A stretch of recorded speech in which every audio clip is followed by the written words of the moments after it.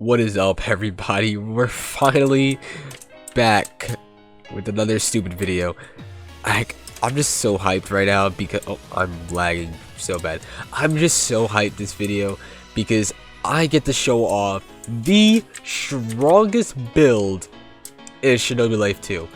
And thing is, I say this, and I'm not even S tier rank yet.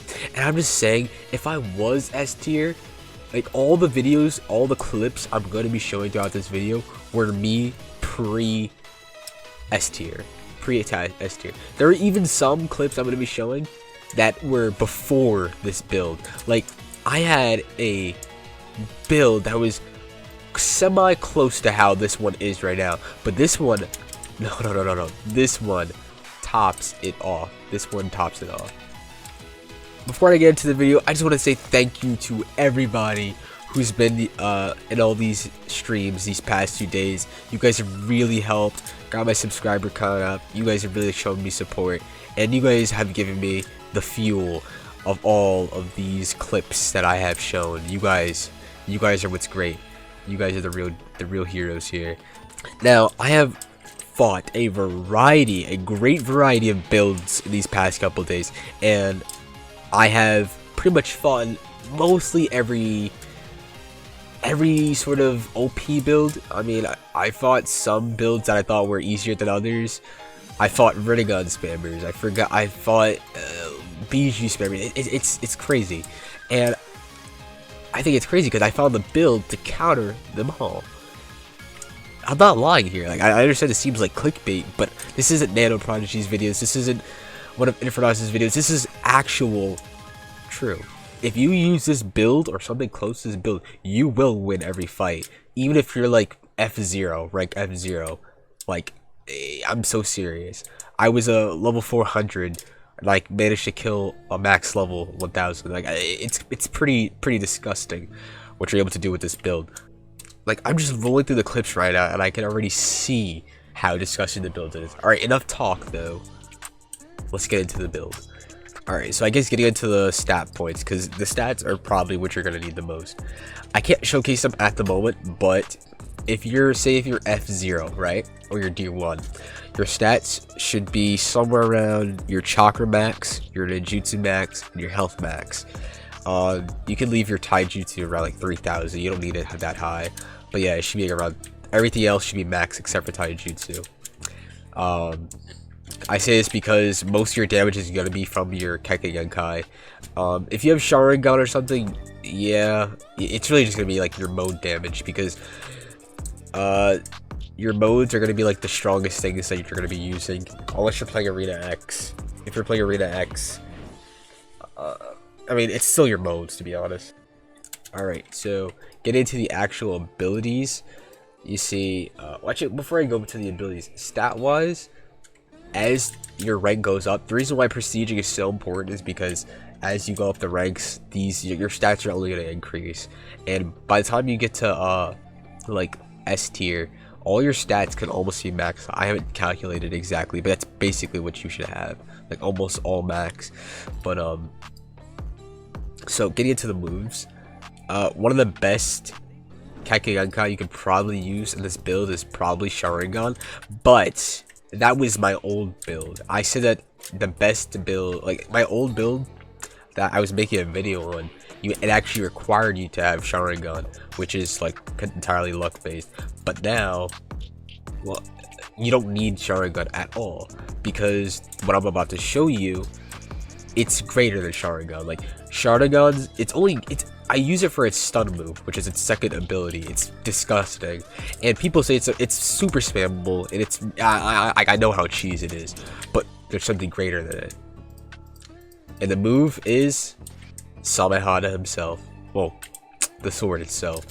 Its weapon spec is probably the most disgusting spec I have ever seen in all of Shinobi Life. I'm so like humiliated, like not humiliated, but like this move is so disgusting. I really do feel like it needs to be nerfed or it needs to be removed. It's that bad. Just to give you a little bit of insight of what it does, a normal Sharingan, you sit right here, right? You get hit, okay, whatever. You can't move, you can't jump, whatever. And alright, but it lasts for maybe like 3 seconds. And you can block it, which is even worse. Alright, and then you take something like some other fog moves that put you in a stun. Alright, you can usually just block and there's substitution out of it. Like, take your example, 8 Tails' Bijou move, where it shoots squid ink at you. You can literally just substitute out of it. This move is so disgusting. There's no substituting out of it. Look at that range. Just look at it. Look how high it goes. And when you're in that gust of like blood wind, there's no getting out of it. You can't substitute out of it. You can't block it. The only thing you can kind of do is still attack at it. But if you just go behind the player, like I'm telling you, there's no way like they're gonna do anything to you.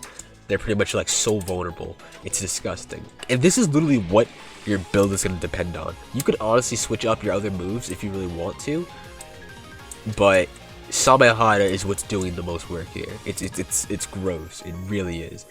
The next thing is next parts of the build is using Kurama, Bijou. I wouldn't say you have to get perfect Bijou cloak. Honestly, I'd say you should just get imperfect Bijou cloak. Now that I think about any type of imperfect Bijou cloak or some type of mode where it's Z-spec and does a lot of damage, like instantaneous damage. I'm talking about like lightning cloak type shit. Like it has to almost like this is like slow honestly when you actually like see it in game, but it does a lot of damage. Just you need some type of Q spec like that. Like I guess it's a Q Z spec. My bad. Alright, next part is you're going to be your Kekkei Genkai. Your Kekkei Genkai are probably going to carry your battle most of the time, unless you're a Taijutsu user. But even then, you're going to be using your you're probably going to be using your Kekkei Genkai to stun. But you know, that's the core thing about like Shinobi. Like, bro, you have to play stun. If you want to win every single match, you have to play stun. That's just how this game works. It's like, I hate to say it, I hate to play cheese, but that's literally how this game works. If you guys can really think of other like combos with it, just like think it, just do it. Now the biggest problem comes above. And the thing is about these builds, you can substitute them for a lot of other moves. You don't have to use exactly what I'm using. It's more weapon reliant, and if you can kind of keep up with the other person, it doesn't really depend on all these like really rare KG. I'm telling you, I literally did this whole thing with like Boil and Wood before. It's really crazy as long as you just know what to do and you know how to improvise in the last second. Anyways, everybody, that's about it for this video. I hope you guys really enjoyed. This build will literally make you overpowered. It's kind of gross. Like I don't know, man. I can't wait. I cannot wait to get to S rank. I'm gonna be blowing through people. Anyways, everybody, stay tuned for the streams. Stay tuned for my Discord and giveaways.